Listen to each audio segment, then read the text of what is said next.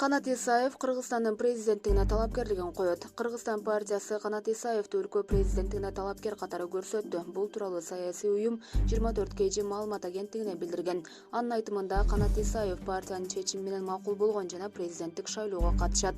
Жакын арада БШКга өзүнүн катышуу ниетин билдирет. Канат Исаев шайлоо өнөктүгүнө катышып, мыйзамга ылайык шайлоо учурунда спикердин милдетин аткара албагандыктан Жогорку Кеңештин төрагасы кызматынан мөөнөтүнөн мурда кетери такталды. Ал спикерликтен кеткенден кийин анын ордуна Талант Мамытов спикер болуп калат деп билдирет маалыматта. Булак ЖТТВ.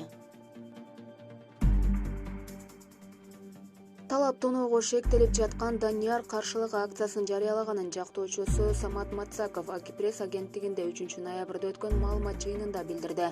Мурдараак Бишкек шаардык ички иштер башкармалыгынын басма сөз кызматы тараткан маалыматта Данияр 2 адам менен бирге абактагы кылмыштуу топтун өкүлүнө жардам көрсөтүү үчүн Түркиянын жаранынан 20 000 сом талап кылганы айтылган.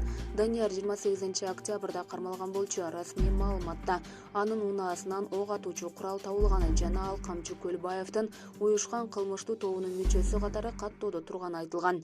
Жактоочу Данияр уюшкан кылмыштуу топтун мүчөсү эмес, учурда убактылуу кармоочу жайда отурат, каршылык көрсөтүп, 1 ноябрда оозун тигип, колун кескен деди. Шектүүнүн апасы Роза Камбаралиева дагы уулу уюшкан кылмыштуу топ менен байланышта деген маалыматты жокко чыгарды. Анын айтымында уулу акчаны операция үчүн карызга сураган. Менин баламды токмоктоп, күнөөнүн мойнуна алдырууга мажбурлашкан. Ал жөнөкөй жигит, криминалга эч кандай байланышы жок. Мурда заводдо, андан кийин Россияда курулушта иштеген. Пандемиядан улам үйдө болчу деди апасы. Ал бул көйгөйдү акыйкат чечүү үчүн бийликтен жардам сурады. Булак ЖТТВ.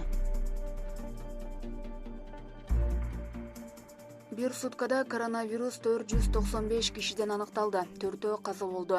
Акыркы суткада коронавирус илдетине кабылган 4 киши каза болду. Алардын 3-өө Бишкектен, 1-өө Баткен облусунун тургуну болушкан. Бул тууралуу коронавирус менен күрөшүү боюнча республикалык штаб кабарлады. 4 ноябрга карата COVID-19 оорусу 495 кишиден аныкталды. Илдетке чалдыккандардын көпчүлүгү Бишкек шаарында, Жалал Абад, Баткен, Чүй, Ош облустарында катталууда. Маалыматка караганда илдетке чалдыккандардын ичинен 527 киши сакайып чыкты.